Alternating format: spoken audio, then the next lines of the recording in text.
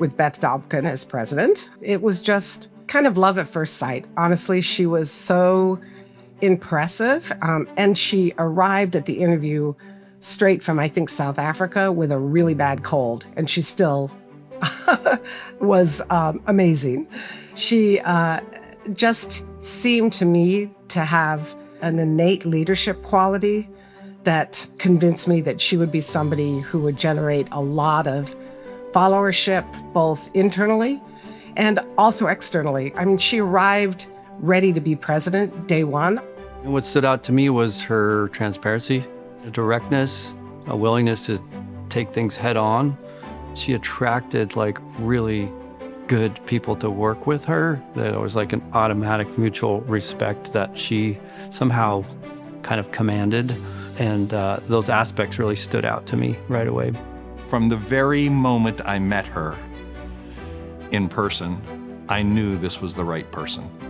She had the right temperament, she had the right skills. She just naturally was mission aligned with who we are at Westminster. She got it. She grew up and was formed in very much the same kind of way in which we wanted the college to grow. She understood the mix of the liberal arts and the liberal arts as professional development, not instead of, that they go hand in hand and that you actually create graduates who go into professions where they choose to with the ability to be leaders because of what they've learned at Westminster. Just a deep belief in the value of liberal arts education and what that does for students and outcomes in their lives. And so she just lived and breathed that, and she exemplified it, and the way she conducted herself, the way she communicated, and it just gave us all that example to raise up our expectations to. One thing that I will always admire about Beth are her dance moves. She not only moves around the dance floor, she pivots in the context of her leadership and is expert at finding the right place to move to as the environment changed very rapidly under her watch. So those dance moves were amazing. I think we navigated COVID really, really well. We had to pivot very quickly to virtual or hybrid interactions with students. That was difficult because Westminster prides itself on face-to-face personal contact, and we couldn't have as much of that. But I have to say Beth and her team, because it was a team effort, did a great job of pivoting, getting the right resources, getting the right technology in classrooms so that students could attend virtually, but also in person safely. This ability to have important conversations across difference. Beth was a debater. She listens really well and she pivots really well. She adapts to the situation as is. She's not trying to create something out of her wish for what we were. It's out of the reality of who we are. When I zoom out, I just think of her raising the bar on the way we conduct ourselves. Like when you talk about really difficult discourse and being able to involve multiple voices that you don't always necessarily personally agree with, but it's really important to create that academic freedom and types of things. She's very inclusive. She listens to all different points of view. She welcomes alternative points of view. She considers those, she focuses on the facts, and she makes a decision based on those factors, but always with an eye to the fact that maybe it wasn't the right decision, and so I have to keep an ear open because I might have to adjust it sometime in the future.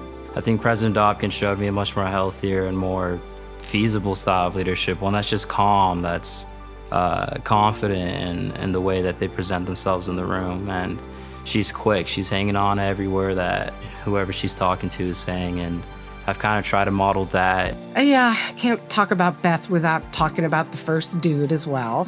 I think Randy and Beth are a team, and they're a team that really complement each other in all kinds of unique ways. Randy, I think, brings out a certain human side of Beth that makes her really approachable, and he adores her. And we consider Randy and Beth to be really good friends we've made out of this process, and to have a lifelong friend with a couple like that is a real gift. When I think about Beth and how she excels in that horsemanship world, it actually makes a lot of sense to me.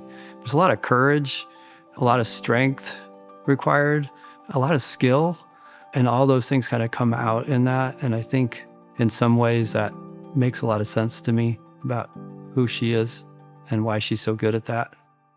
I mean, I think she will have the lasting impact of having been the president that really took us to a level where we can be nationally recognized as a strong, comprehensive university in a part of the world where there's nothing else like us. We're not part of the state or part of a church. We are an independent university where people are developing what I think Beth brought through her example in her leadership and her style and her intelligence.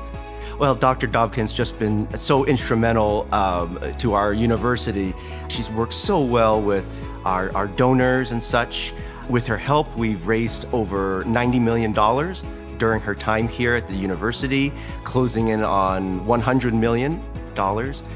She raised, $23 million in unrestricted funds. I think President Dobkin's legacy will last for decades. Again, the clarity that she provided, the leadership team that she put in place, the focus that we have now on our students and what our students really want, the relationships that she's built with donors, the relationships she's built in the community, all will last for many, many years after she's retired. After decades of work in higher education and 8 years leading in Utah a notably long and successful presidency, I can say definitively that President Dobkin's impact for good has been felt across our broader Salt Lake City community. Under her leadership, we have seen Westminster embrace change, inspire trust, continue to welcome people from all backgrounds, and strengthen our community with its core focus on learning, valuable qualities its students then bring to our city as graduates and residents. I'm especially grateful for President Dobkin accepting the appointment to work on the executive committee of the Salt Lake City, Utah Committee for the Games, with our bid in 2024 successfully securing the 2034 Utah Games and untold opportunities for our young people. That's no small accomplishment. President Dobkin will be remembered as one of Westminster's most successful leaders.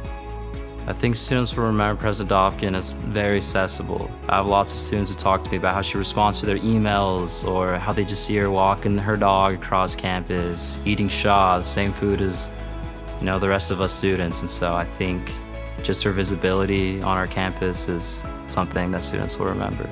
Congratulations on retiring.